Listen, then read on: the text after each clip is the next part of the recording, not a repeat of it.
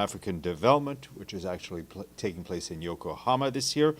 The Secretary General said that for more than 3 decades, TCAD, as the conference is known, has embodied the spirit of multilateralism, grounded in mutual respect and shared responsibility, and a deep belief in Africa's potential. This meeting, he added, comes at a time of interconnected crises and deep inequalities. Tackling these crises, he said, requires a clear focus not only on development for Africa, but development with Africa. On the sidelines, he met with the Prime Minister of Japan, Ishiba Shigeru. They exchanged views on a number of issues, including global and regional issues. Mr. Guterres also met with Dr. Tanaka Akihito, the president of the Japan International Cooperation Agency, which is the organizer of the conference. In all his meetings and exchanges, the Secretary General emphasized that enhanced cooperation needs to focus on areas where strategic partnerships can drive inclusive growth in Africa, creating these decent jobs and accelerating progress towards Agenda 2063 and the Sustainable Development Goals. The schedule for tomorrow in Yokohama includes more bilateral meetings with attendees of the conference and a press encounter with your colleagues in Yokohama. Turning to the situation in the occupied Palestinian territory, our colleagues at the Office of the Coordination of Humanitarian Affairs tell us that the situation is increasingly dire, with children and adults killed, injured, and displaced every single day. Starvation and malnutrition continue to deepen. And as an example, our colleagues of UNRWA have just shared the latest malnutrition data with us. They are the largest provider of nutrition screening and treatment in Gaza. They have, since March of this year, when the ceasefire collapsed, UNRWA has screened over 95,000 children aged 6 months to 5 years for malnutrition across the Gaza Strip. The prevalence of acute malnutrition has risen 15.8% in the first half of August. This means that according to UNRWA's data, malnutrition has tripled across the Gaza Strip since the ceasefire collapsed.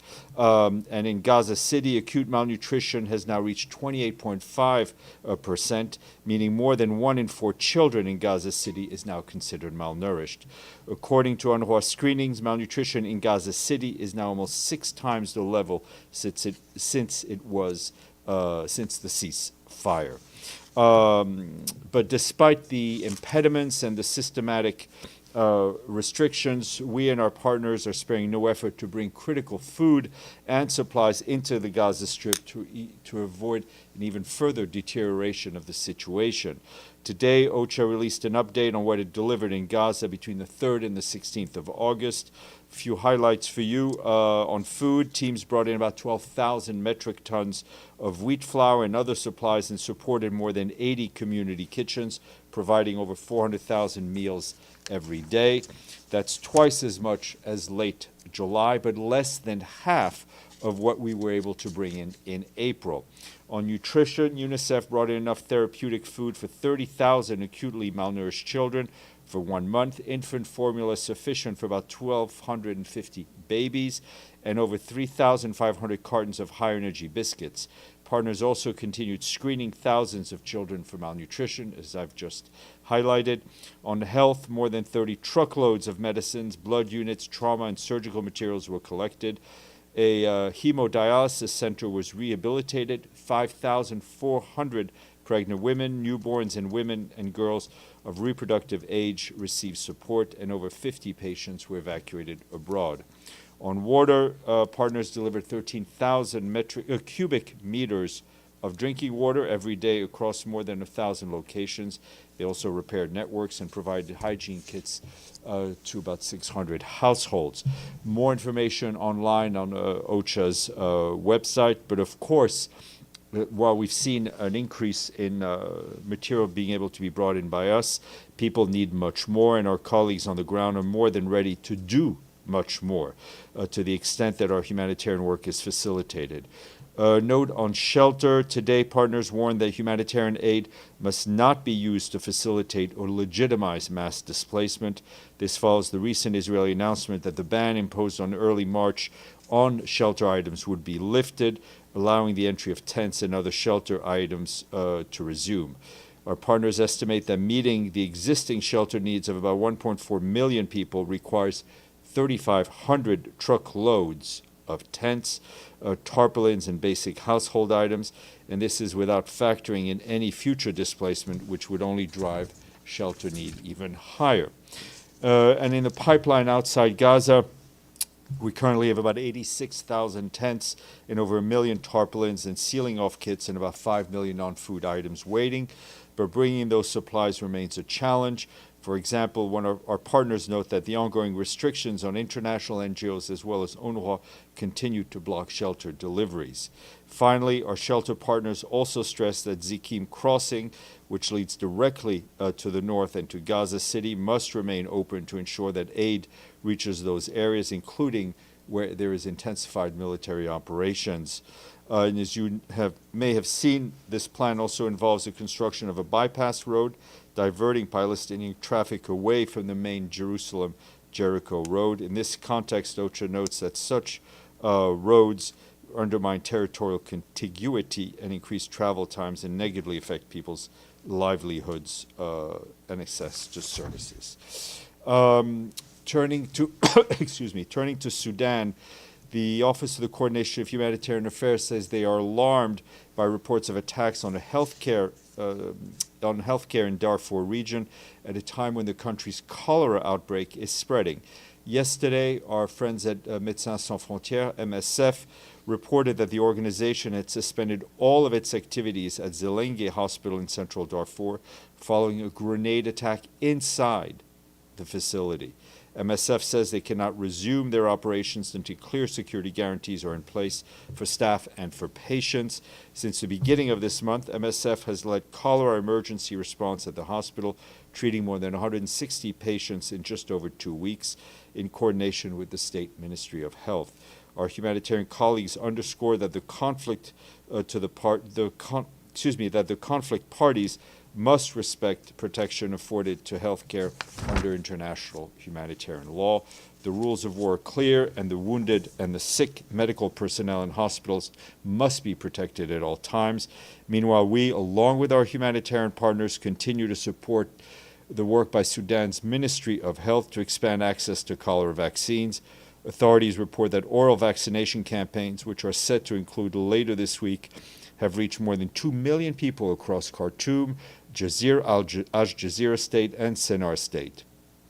In the first half of this year alone, our colleagues at UNICEF delivered 7.6 million doses to help contain the outbreak. We, along with our partners, are also providing vital food assistance whenever and wherever possible, despite insecurity and access constraint.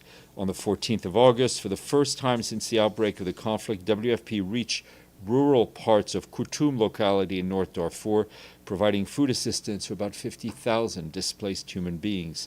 This is critical support for communities that had long been cut off from receiving aid. And an update from our peacekeeping mission in the Democratic Republic of the Congo. They are telling us about developments in Ituri and North Kivu provinces. Yesterday, gunfire was reported near the UN's missions base in Bayou and also close to the base of the Uganda People's Defense Forces in Bull in Ituri province.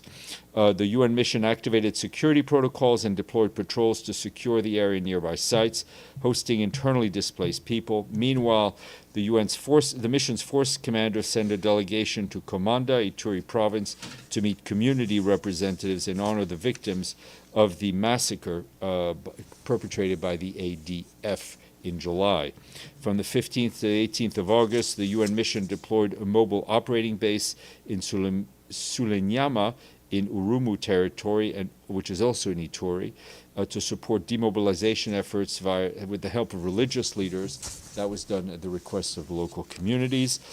Just this morning, you heard a briefing, Security Council members held a meeting on threats to international peace and security caused by terrorist acts.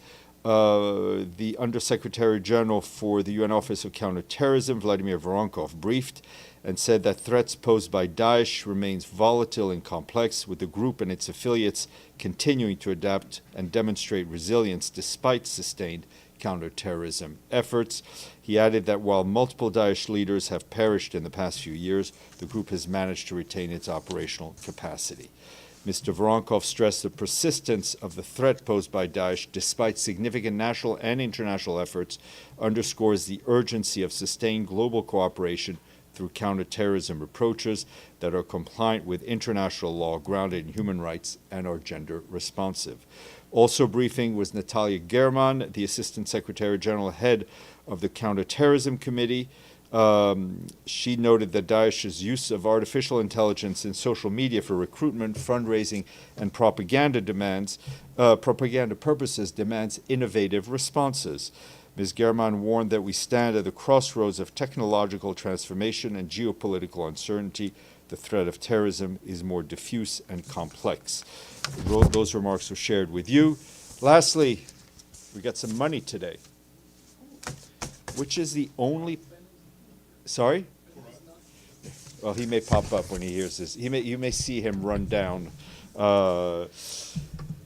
There's one place in the world where you can see the sunrise in the Pacific and the sunset in the Atlantic. Someplace like Vanuatu?